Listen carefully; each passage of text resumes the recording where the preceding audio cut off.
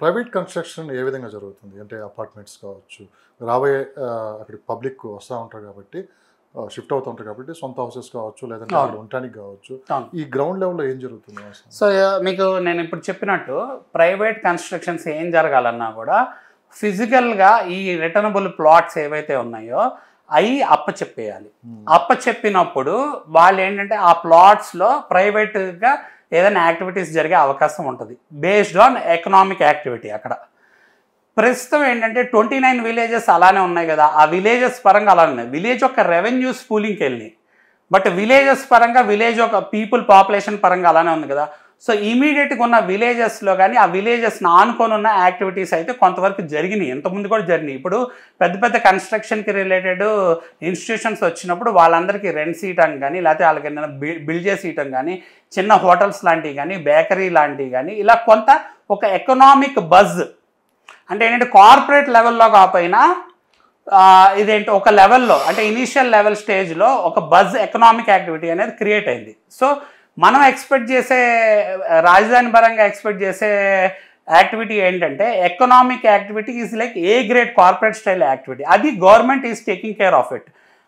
అది పక్కన పెట్టేస్తే, మనం కోర్ క్యాపిటల్ పక్కన పెట్టేస్తే, ఏదైతే ఆనుకొని మనకి క్యాపిటల్ని ఆనుకొని ఉన్న ఏరియాస్ లైక్ తాడేపల్లి, మంగళగిరి, ఈ ఏరియాస్లో ఆర్గానిక్గా బీభత్సంగా ఒక ఎకనామిక్ యాక్టివిటీ అనేది బిజినెస్ పరంగా వాటి పరంగా వైడ్ స్ప్రెడ్గా జరగటం నడుస్తుంది.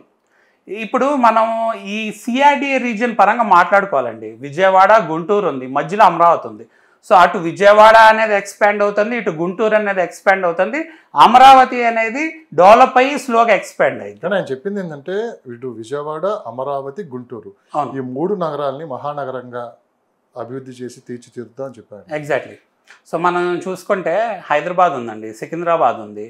హైదరాబాద్లో, సికింద్రాబాద్లో యాక్టివిటీస్ ఎప్పటి నుంచో నడుస్తున్నాయి. సైబరాబాద్ వచ్చాక క్యాటలిస్ట్ లాగా ఎప్పుడైతే సాఫ్ట్వేరు అలానే ఫార్మాకి రిలేటెడ్ యాక్టివిటీస్ ఇంకా అదర్ అలైడ్ యాక్టివిటీస్ ఎప్పుడైతే వచ్చినాయో అది బాగా బూస్ట్ అయింది. అలానే ఈ సిటీ అనేది స్ప్రెడ్ అయిపోయింది. ఇప్పుడు హైదరాబాద్లో ఏంటంటే ఎక్కడ ఏ లొకాలిటీకి ఆ లొకాలిటీయే ఒక జోన్, ఎకనామిక్ జోన్ లాగా క్రియేట్ అయిపోయింది. ఇప్పుడు హైదరాబాద్లో ఇద్దరు ఉంటున్నా ఒకరికొకరికి సంబంధం లేకుండా మీరు ఒక ఊర్లో మేము ఒక ఊర్లో ఉంటున్నట్టు ఉంటుంది.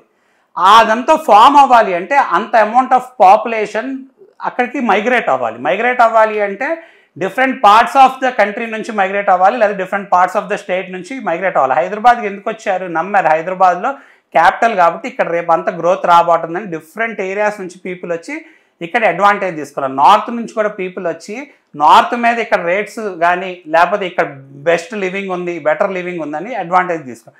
సిమిలర్లీ ఇక్కడ కూడా అమరావతి పరంగా అదంతా అవ్వటానికి ఒక క్యాటలిస్ట్ గ్రోత్ అని రావటానికి ఇనఫ్ అమౌంట్ ఆఫ్ ఒక 10-15 ఇయర్స్ టైం అనేది డెఫినెట్గా పట్టిద్ది.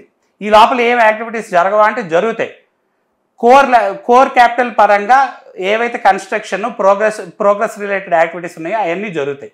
అగైన్ ఏంటంటే ఎవరైతే అక్కడ పీపుల్ ఉన్నారో వాళ్ళు గవర్నమెంట్ని ఏం డిమాండ్ చేయాలి అంటే ఇక్కడ మాకు ఇన్స్టిట్యూషన్స్ ఏం వస్తున్నాయి, ఏం ఎకనామిక్ యాక్టివిటీ క్రియేట్ చేస్తున్నారు అనేది రెగ్యులర్గా మీరు కనుక ఎగ్జిస్టింగ్ రూలింగ్ గవర్నమెంట్ని అడగగలిగి వాళ్ళకి ఏంటంటే మీరు అవసరమైతే రిక్విజిషన్స్ ఇచ్చి మీరు స్టేజెస్ వైజ్గా ఇలా మాకు ఇన్స్టిట్యూషన్స్ తీసుకురండి, ఇన్ని ఇన్స్టిట్యూషన్స్ కనుక ఇక్కడ గ్రౌండ్ బ్రేక్ చేస్తే by the time the infrastructure is ready, institutions అన్ని గ్రౌండ్ బ్రేక్ అయితే ఏమైంది ఒక economic activity, commercial activity grow అయ్యి పాపులేషన్ మైగ్రేట్ అయ్యి స్లోగా అది కాంపిటేటివ్గా ఒక capital to be lived there అనేది ఫామ్ అయింది. ఫామ్ అయినప్పుడు దానికి ఒక షేప్ వచ్చింది, దాని ఒక ఫ్రూట్ అది ఫుల్ఫిల్ అయ్యింది అనమాట, ఫ్రూట్ అనేది.